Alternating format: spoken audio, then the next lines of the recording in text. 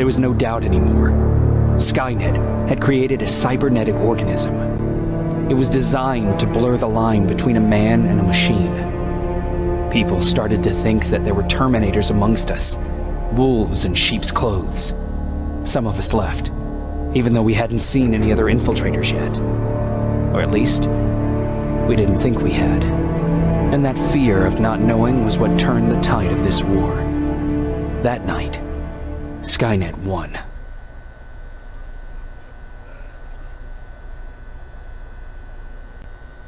I still have to run some tests, so for now I would say no. We need some more time, Connor. I know you don't want to hear this, Commander, but if there's one person who can help us, it's Dr. Mack. Mack. We don't even know if he's alive. He is. He's in the Hollywood Hills. We knew a time would come when we'd need him again, so we've kept an eye on him. Wait. You've been watching him without telling me? Let your emotions cloud your judgment before, Commander. That's why I decided that Mack's whereabouts were no longer This is your bullshit. concern. He can't just magically fix all of our problems. He's a man, not a god. A man that That's makes enough, mistakes. Commander. You know what happened last time. He's the reason Perry's I dead. said that's enough. Sergeant Rivers? Yes, sir. TechCom believes that being marked for termination is a badge of honor. A sign that we're doing something right. We wear it proudly. And knowing you're wearing such a badge, Rivers, is all I need to trust you with handling this mission. Commander Barron will fill you in on the details. Good luck, soldier. Over and out. Looks like you're going to Hollywood Hills.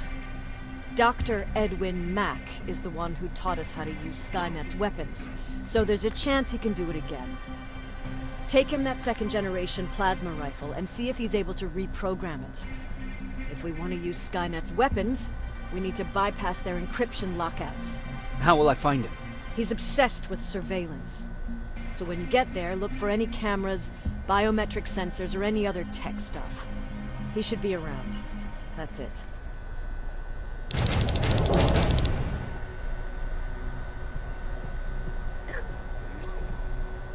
Sure, let's trust someone who gets called Dr. Death. That won't bite us in the ass. In the meantime, I'll see what I can learn from the new CPU we acquired from that infiltrator. This could be the breakthrough that we've all been waiting for. I need to concentrate, so please don't disturb me.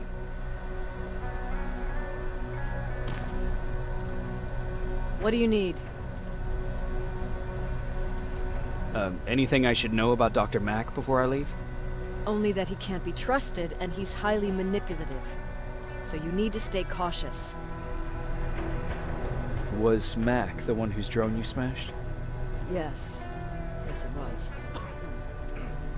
I've never told this to anyone, but before I met Mack and Perry, I was wandering alone. Didn't have a map, so I drew one myself. The first people I came across were two guys, old enough to remember Judgment Day. We camped out together. They gave me advice, we shared some stories. Sounds nice, right?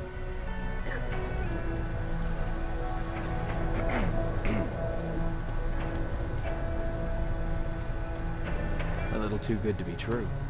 It was. I was too naive to notice it back then. When I woke up, all my things were gone, including my map. There I was, lost in the desert. Thirst and hunger. I knew I was gonna die. I passed out with my face in the sand. But next thing, I was lying in a bed, bathed and wearing clean clothes.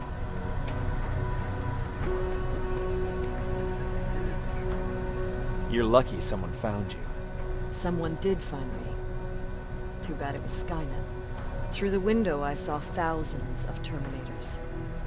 First, I thought it was a work camp. But it was something else. A Skynet research facility. They kept me alive, but I didn't know why. I thought I was the only human there. But after a while, someone came into my cell. A man. Well-dressed, clean-shaven. You want to take a guess who that was?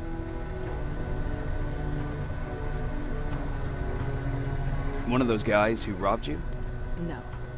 He was a traitor to his race. The bastard was selling every piece of knowledge the machines didn't have. In return, they gave him everything he wanted. When he was done stuffing his face with food, he had another request. He wanted a hole. It lasted months, until I got to wrap a towel around his neck and make his eyes pop. You don't want to see people for what they really are. I've seen their true face. That traitor, those two guys in the desert, Mack, they all showed it to me. It's not pretty. The truth is, the only reason I fight for the Resistance is because I despise people just a little less than the machines.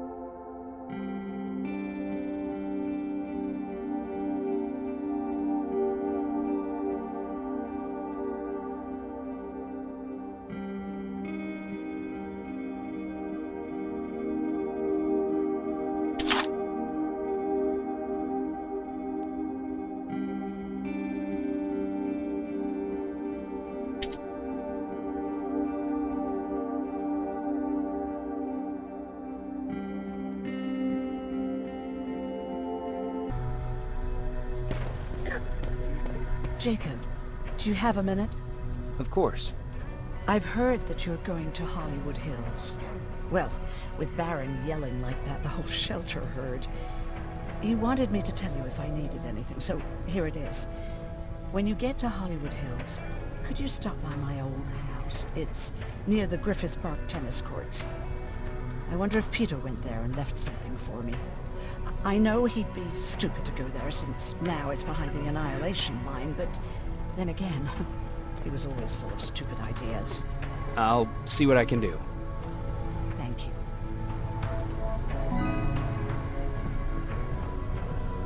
Look at him. He never talks to anyone. He just sits there.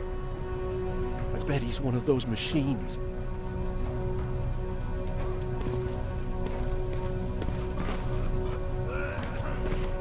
Why do you think Skynet doesn't have their plans in the South? I don't think. I just hope.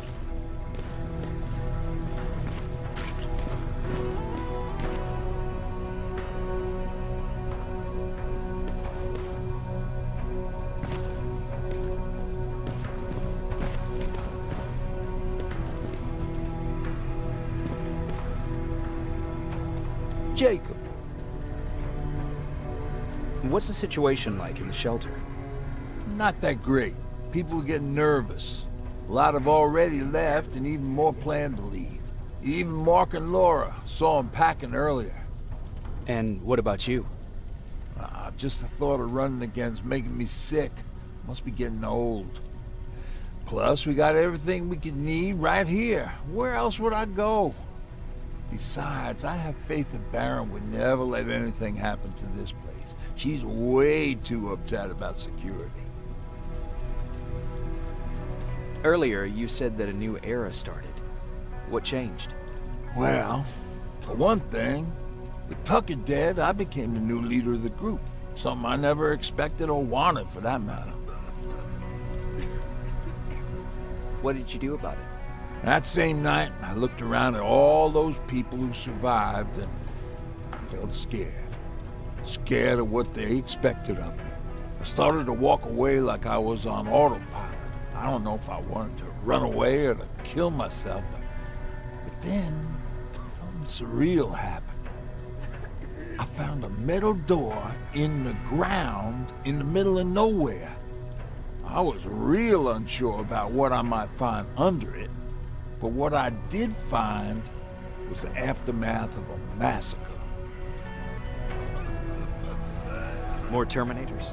That's exactly what I thought at first, but it turned out to be something even more scary. It looked like they decided to commit suicide. I couldn't understand it. To me, they had everything. Food, water. They even had a case of beer. So, I got shit-faced and started crying over my brother's death. But I realized something. I realized that I could maybe survive there. Did you come back to tell everyone? I did. After I buried the bodies outside, I returned to the camp with the good news. After that, we were all right. That night, I learned two things. Firstly, that it's okay to be scared. Secondly, that there are two sides to everybody. Ironically, me being a scaredy cat turned me into a good leader. And that's how I found that place, and that's what motivated me to help others. But Tucker, well, he was a leader from the start. But he had an ugly side too. He killed those who opposed him. He was a real scumbag, but he was my brother. He made me want to be a good person for the both of us. Our hangover wasn't a high price to pay for that lesson.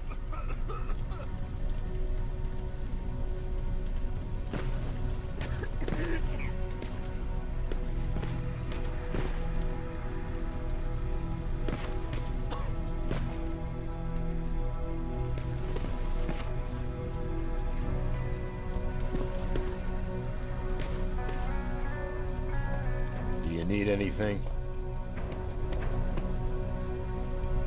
Can I see your hardware?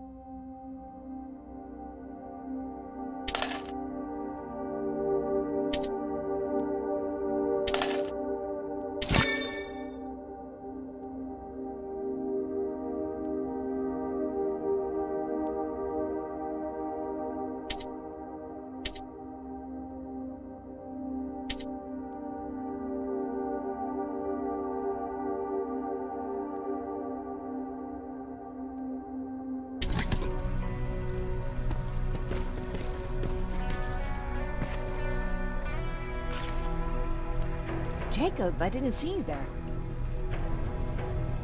Where are you going? I'm going out scavenging. Don't worry. I'm past thinking about running away. Knowing how much you'd miss me made me not want to leave. Where's Patrick? He's getting ready. I'm taking him with me. I figure it's time for him to see what's out there.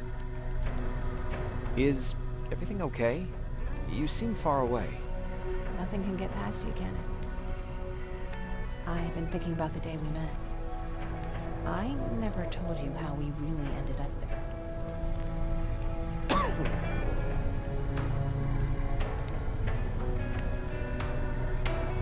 You can tell me anything. I know I can. That's why you're the first person I'm telling this to. That day, loud hammering woke me up. When I came downstairs, I saw my father nailing the window shut. Through the crack, I saw them coming. Hundreds of metal heads and their red eyes. Even though they're just empty shells, I could feel the hate radiating from them. What did your father do? He said that the machines wouldn't take him alive. They kept hammering away. We argued for a minute or two, and I tried to pull him away from the window. He pushed me away. I tried it again, but he shoved me. This time I fell. I didn't recognize him as he was reaching for a shotgun. He said, I shouldn't worry about the machines. They wouldn't hurt us. I don't even remember how. The gun was already in my hands. I closed my eyes and went someplace else. Didn't even hear the shot. I didn't hear Patrick's steps either. Did you lose consciousness? I guess I did for a moment. It was the taste of blood on my lips that woke me from my trance. I threw the gun away, grabbed Patrick, and tried not to notice the hole in my father's unmoving chest. As we ran, I could hear them coming, so we found somewhere to hide. Then you came. I wanted to tell someone about all this, but I was afraid to. I'm glad you did. I am too. We talk a lot about how heartless the machines are. And I started to think that maybe I was too. I probably would have convinced myself of that if it wasn't for you keeping me sane. Thank you for everything. I never thought I would find a friend in times like these.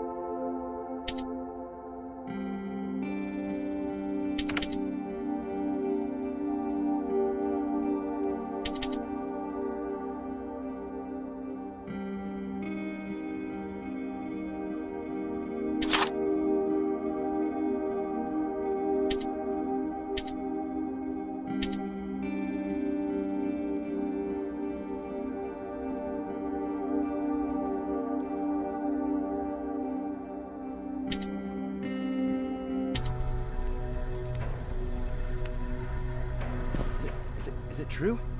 You look human now?